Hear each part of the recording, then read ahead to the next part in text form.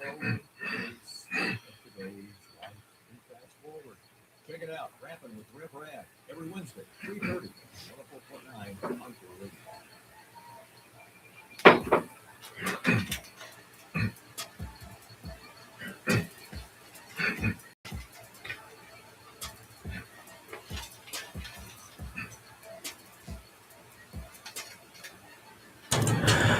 Well, that music can mean only one thing. It's time to rap with the Rev. That would be Rev Rad, Tim Radkey of Hosanna Lutheran Church right here in Kerrville, Texas. My name is Ted Davis. I am a member of said church. And every Wednesday we get together and rap with the Rev. So, Tim, welcome back. Thank you. Good to be back. You were on your National Guard duty this weekend. Army Reserve, yes. Army Reserve duty this weekend. So we welcome you back. And we are coming to you from deep in the heart of the Hill Country, right here in Kerrville, Texas, which is where our church is located, Hosanna Lutheran Church. We are a very friendly church. And if you're looking for a church home, we invite you to come and check us out. We do 2 services on Sunday. We have an 8:30 service. That is a traditional service with a pastor in his robes. Looks strikingly handsome, by the way. Oh, thank you. In your robes. And then Stop. And then we also have the hymns and all of that. We do communion at both services. We have an 11 o'clock contemporary service with a praise band led by Misty Dawn of Encore Radio. And we are on Encore Radio, encoreradio.net, 104.9. And the band sounded marvelous. Thank you. On Sunday. You weren't there, but they were in full throttle. No, but I was going to say with that second service, it's neat because Misty is incorporating people from our community, local musicians and vocalists from our community, and also from within our congregation. So it's just a neat blend that we have. You never know what's coming on Sunday, so that's kind of fun. And again, that's especially Misty. That's at 11 o'clock on Sunday. In between, if you want to have a good Bible study program, we have one going now at Hosanna Lutheran Church. We convene at 9:45 in a building next to the church. It's called the Barn. You can't miss it. And you're doing Joseph of the multicolor rainbow coat. And yes. And you resume this Sunday, right? Yep. We pick back up with lesson number 2. So, and finish up maybe a little bit of lesson 1 we didn't get through, but those are always very informative, and all of our services are broadcast over our website, which is Kerrville, Hosanna Kerrville-tx.org. Yes. I got that. Nailed it. Thank you. All right. So no pun intended, Luther. Let's get to the gist of our program today and strap yourself in, because this could be a bumpy ride. It could. Christians in many places today are being told to shut up. The latest example comes from Major League Baseball, who this week told 3 of their players to shut up and just wear the hat. And it has gotten quite a bit of reaction, quite a bit of blowback from all areas. And if you don't know what we're talking about, I'll summarize very briefly. The San Francisco Giants held a Pride Night. This is Pride Month, as you know, in June. It's also Mental Health Awareness for Veterans Month. It is. So, but they held a Pride Night. And so the players were compelled to wear a hat that featured the LGBTQ rainbow logo on the cap. They had no choice. This was part of the uniform. They were told, this is what you're wearing. It had a political message. There was no doubt about it. 3 of the San Francisco pitchers, who are Christians, decided they wanted to have their own message. And so on the cap, they wrote in white letters, Genesis 9 through 12. Well, Major League Baseball has a hissy fit about them putting their slogan on the cap of their slogan. And they have now threatened, Major League Baseball, in fact, has threatened anyone who does this again will be fined up to $10,000. So this is the story. And this is why this has become kind of radioactive across the country. Now, Let's go to the offending passage, shall we? And really, he put 9 through 12. I think he could have gone all the way down to 17. So here is the passage that they stenciled onto their caps. Behold, I establish my covenant with you and your descendants after you, and with every living creature that is with you, the birds, the cattle, and every beast of the earth with you, as many as came out of the ark. I establish my covenant with you that never again shall all flesh be cut off by waters of a flood, and never again shall there be a flood to destroy the earth. And God said, this is the sign of the covenant which I make between me and you and every living creature that is with you for all generations. I set my bow in the cloud. Now he's referring to a rainbow. I set my bow in the cloud, and it shall be a sign of the covenant between me and the earth. When I bring clouds over the earth and the bow is seen in the clouds, I will remember my covenant which is between me and you and every living creature of all flesh. The waters shall never again become a flood to destroy all flesh. That's the passage that's got Major League Baseball's undies in a bundle. So, Pastor Tim, as Christians, especially in the workplace, and we're compelled to do something like these players were compelled to do because this is your job. If the boss says you do this, you probably should do it, or maybe you're not going to have a job anymore. You're being compelled to do this. As Christians, how do we not be timid, but still stand up for our beliefs?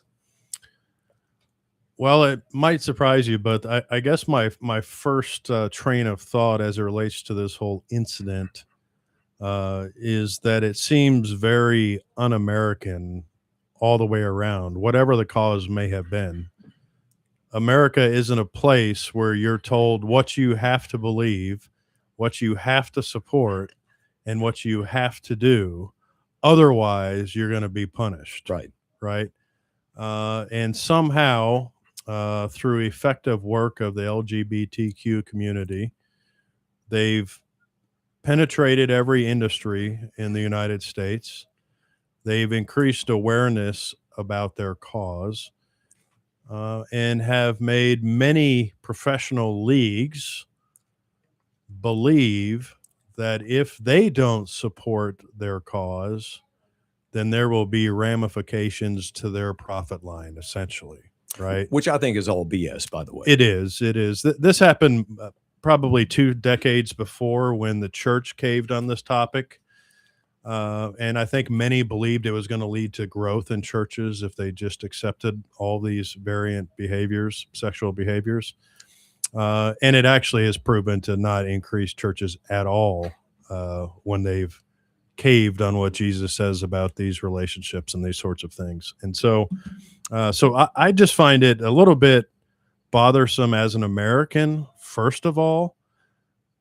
Secondly, as a Christian, I mean, this is something 2,000 years ago, Jesus warned his disciples that, look, I'm sending you out as sheep among wolves. And you need to count the cost and whether or not you can pay the cost of what it means to follow me. Because he says, because you represent me, you're going to be hated. You're going to be persecuted. You're going to suffer loss. Some cases, you will indeed be murdered. All because, and he wants to remind us, it's not because we're so fancy. He says, it's all because of me. It's me that they hate, right?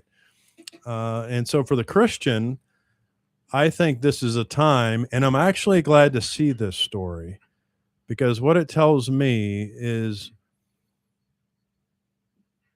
many people have had enough, and they know that this is America, and they know they don't have to conform to these things. Sure, they may suffer consequences as a result of taking their stance, but their boldness is going to embolden others to take their stances. And so I think, this is the real hard part of being a Christian in a world where you're punished for that, is you may suffer real wrong. Mhm. You know, like you said, you could lose your job. Is that right? Hopefully the Civil Liberties Union would come forward to defend you. They have very clever Right? ways of doing this, by the way. I know personally what they Sure. do. Sure. I've seen it before. You're under contract. Mm-hmm. They get wind that they don't like your politics. Right. So when your contract comes up, they just tell you, we're not renewing your contract. We're Mhm. going a different direction. Mm-hmm. That you can't prove anything. But I worked in an environment the last 8 years I was with the Milwaukee Bucks where we understood in the office that there's only one way to think, at least publicly. Right. And if you didn't think the way they thought, shut up. Yeah. Or it would be held against you. Yeah. It was nothing in writing. It was just understood. And you would pay a price. You would pay a price, yes. Yeah, and I think all of these baseball players sign contracts, right? Mhm. Including these. They signed and penned a deal to play professional baseball for the San Francisco 49ers, or not 49ers, Giants. that's a football team. Yeah. Giants. Yeah. And that's who they signed a contract with to play baseball and to wear that uniform, right? Not alternative uniforms, not anything else, because what did they sign up to do? To play baseball. Right. Did they sign up to be activists and Nope. and all this sort of stuff? No, they didn't. And if they had to be that, shouldn't that have been mentioned in their contracts? Mhm. Right? I mean, they should have said, if you sign with us, you have to do this. Otherwise, there's a penalty of up to $10,000 fine. And you know what? Some of them might said, I'll pay it happily. They can, by the way. Yeah. and they will. I mean, this fine isn't going to scare professional athletes. I mean, No. they get fined all the time with more money than we can imagine having in our own accounts, and they just pay it like it's an ATM withdrawal, you know? So if they so desire to take their stand on biblical truth, then they're going to pay a price. In this case, literally maybe 10,000, or they could not be re-signed the next year because of all the ruckus this causes the team. These players felt that what was happening was that the LGBTQ community was co-opting the rainbow. And they said, okay, if you want to promote this on your cap that I'm forced to wear, okay, that's fine. But as a Christian, I'm going to, say that what my covenant of the rainbow means to me right alongside your message. Yeah. And that's where baseball just couldn't stand it. Mm-hmm. Now, I do think that eventually they're going to back down because this blowback has been pretty significant. They have an antitrust exemption that gets them billions of dollars. And so now they're threatening to be hauled before Congress to testify. And I don't think they want to do that. So I do think they'll back down. And I agree with you. I think in general, a lot of us have reached a breaking point on this. Mm-hmm. Wokeness has been around for, I don't know, when did wokeness begin? Decade ago, or maybe a little less. We're about 10 years into this woke agenda. Yeah. And you saw the waves of that, right? With the cancel culture. If you didn't toe the line, you're gone. Yeah. No matter what your position. And right? Particularly those positions that are public, news, media, right, sports, entertainment, that sort of thing. Yeah. And I do think we've reached a breaking point, and that's good. I think somebody summed this issue up very succinctly by saying Pride Month is not a constitutional right. Religious liberty is. There you go. Mm-hmm. And I think this too, right, is, as you mentioned, these players are simply testifying to the world, this is what the rainbow means to me. To us, yes. Right? And they're doing it from a biblical worldview, right? Think about what kind of place allows you no longer to see a thing the way you see a thing. Mm-hmm. What does that sound like? Does that sound like American freedom? No. No, it doesn't. It doesn't sound like it at all. Does that sound like a group in favor of tolerance? Not at all. No. Right. And so we kind of see a little bit of the hypocrisy of this whole thing. Now, as we take our stand as believers, I also want to make this clear: is I don't wish any ill harm toward anyone in the LGBT community. I don't hope that they get hurt or anything along those lines. I think we love them like fellow citizens we're called to love. But it certainly doesn't mean that you can only show that love to others by affirming everybody's individual beliefs, which I think would be a complete nightmare. I mean, there's some crazy beliefs in the world, right? I've noticed. But I'm duty bound, though, to respect the dignity of that person and to treat them with dignity and to realize they, too, are somebody Christ died for, right? And so that ought to be my posture. So I'm not so upset at all, really, with the LGBT community as I am those who take it to force it upon others. And to take it to extremes. My last 8 years in the NBA, when I was working for the Milwaukee Bucks, we had new ownership come in, and they started having a Pride Night every year. Okay, have a Pride Night, have the rainbow flag out there, whatever. They had drag queens dancing at halftime. To me, that's taking it over the top. Dressed in the scanty uniforms that they had on and twerking, and they're kids there who might be coming to see Giannis play one time a year. Sure. And this is what they're going to remember. I thought that was over the top. So why do you have to take it to that next degree? That's my objection. Yeah, especially when, you would hope. I mean, most of these organizations build themselves as family entertainment, right? Well, they do. I mean, you bring your family. Not on that night. But I don't know that anyone's ever billed the Republican National Convention or the Democratic National Convention as family night, because why? They have a purpose. They have a goal to communicate a vision and a mission, and that's what they want the world to know, and to me, that has no place in public entertainment and professional sports. It just doesn't, and even these baseball players said they don't wish any ill against anyone or anything, but they want to be clear what they believe. Right. And kudos to them for having the courage to do it. And I hope their courage inspires others to hold their ground. Somebody put it this way. The baseball players were not attacking inside the enemy's frame. They were obliquely stepping aside, holding the frame of their own beliefs and forcing the conversation on their grounds. The only reason management can get away forcing players to wear the rainbow symbols is that they claim that they are just symbols with no obligation of belief. Okay, fine. If that's the case, then the rainbow can mean what my religion says it means. I thought that was very well put. Yeah, and you don't see a San Diego Padres guy coming out of the dugout representing the Rangers. No. Why? Because it's not the Rangers.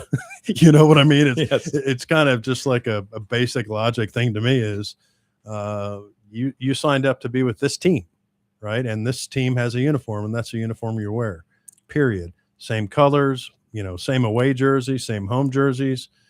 That's what you do.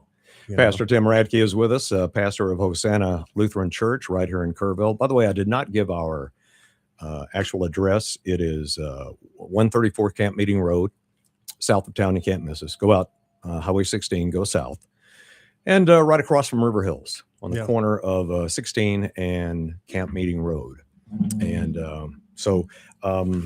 I just, sports used to be, I remember Thanksgivings when I would go visit a relative of mine, Uncle Don. Uncle Don is a contrarian. He'll disagree with you on everything. If you say it's sunny, he'll say it's cloudy. If you say the sky is blue, he'll say it's not quite that blue. So we could go in there on Thanksgiving and he'd be doing his contrarian thing, which drives me crazy. But because he may not even believe it. I know, that's the thing. But there was one thing that Uncle Don and I could agree on. We could sit down at 3:30 in the afternoon on Thanksgiving Day and the Dallas Cowboys came on, and by God, we wanted them to kick the Redskins' butts. Yeah. We could agree on that. Right. Because there were no politics in sports at that time. Yeah, and to me, this is, baseball was always called America's pastime. It is.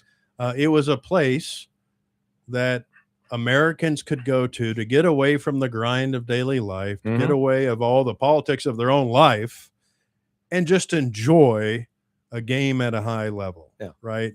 And I think that's the sad part about this is sports have such a power to unite people. Well, look at the instead World of divide them. Look Right? at the World Cup right The World now. Cup. I mean, if you saw U.S. men's national team play their first game, it's been so long since I've been to a sporting event that I heard people sing the national anthem that loud. Mm-hmm. I mean, proud to sing it. And then for the other nation, they sang theirs loud. And I'm always amazed. Like, I love that they love where they're from. And that's also, though, where it ends, right? I mean, it's not spilling over at halftime. It's not spilling into the uniform or anything else. It's just, hey, I'm from the Netherlands and I'm proud of my team and I'm here to sing that national anthem with pride. And same with the United States and every other nation that plays in the World Cup. And I guarantee you, most of the fans that are at these games aren't soccer fans any other time except right now. Yeah, probably a lot of them. And it's on a big stage. I do find it hilarious. I don't know if you've been seeing these, but I do find it hilarious how all these people from other countries have come to the United States, and many of them came to Texas because we had a game here in Texas, and they are just blown away by Buc-ee's. Oh, I saw a whole video on that today. They are just blown away by Buc-ee's. They were taking a guy from England all around Buc-ee's. He's like, this is a petrol station. I know. I can't believe you have all this stuff. They're blown away by Buc-ee's. They bought him a cowboy hat, beef Yeah. jerky, brisket. Brisket. I mean, Oh, man, the whole thing. You know what this reminds me of? I had Misty pull this for me. There was a Seinfeld episode. I think Seinfeld is the best sitcom ever. Oh, gosh. Because Hilarious. there's a Seinfeld for everything in life. There really is. And in this episode, Kramer is going to an AIDS parade. This is back when they were trying to cure AIDS. Right. And he goes to this AIDS parade because he wants to help, get the cure for AIDS. And he shows up and it kind of goes a different direction because, he won't wear the ribbon. You have to wear the ribbon. This is kind of, okay, here it is. Just here it is. This is a great Seinfeld episode. Let's see if I can pull this up. Here we go. Let me make sure this is up. All right, here we go. Okay, you're checked in. Thank you. Here's your AIDS ribbon. No thanks. You don't want to wear an AIDS ribbon? No. But you have to wear an AIDS ribbon. I have to? Yes. Yeah, see, that's why I don't want to. But everyone wears the ribbon. You must wear the ribbon. What you are? You're a ribbon bully. Hey, you, come back here. Come back here and put this on.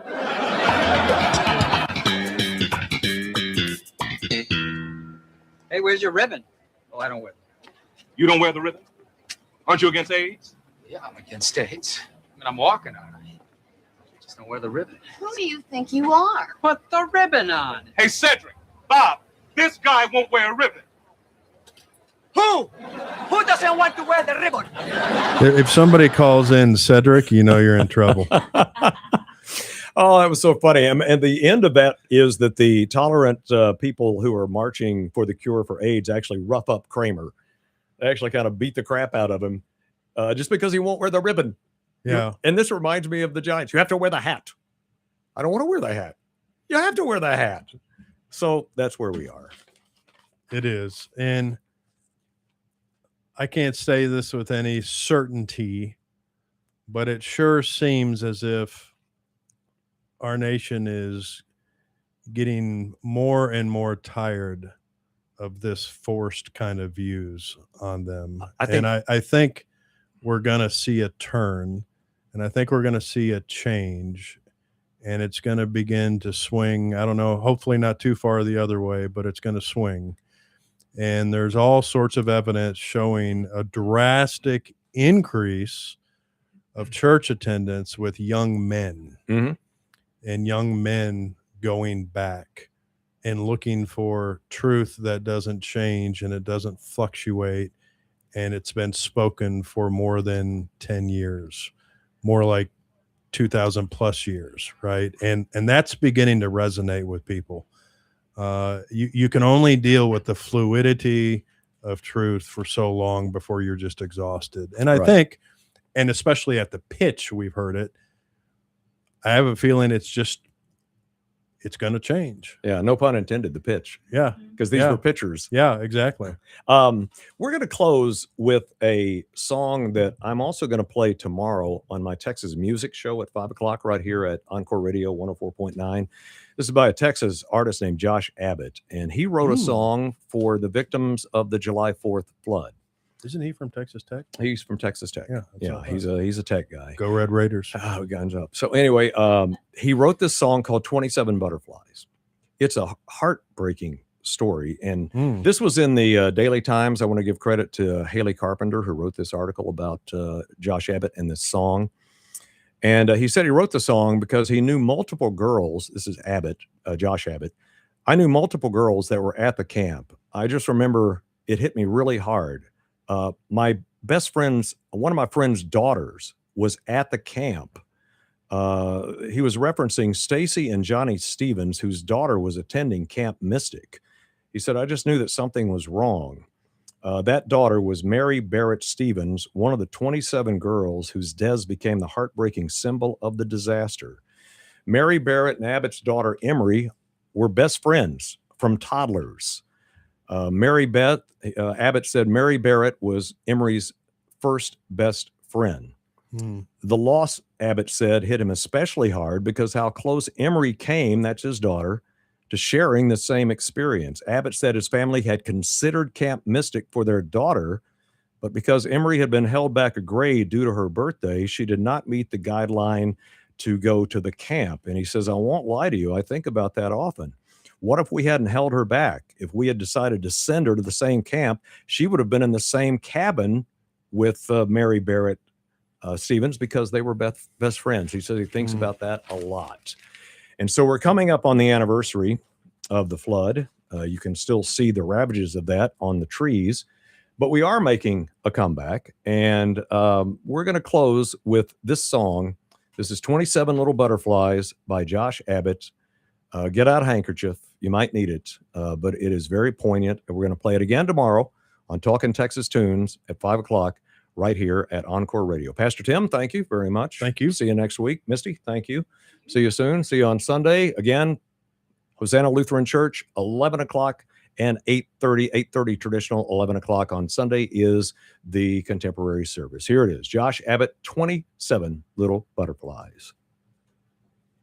KWSP 104.9 FM, LP Kerrville.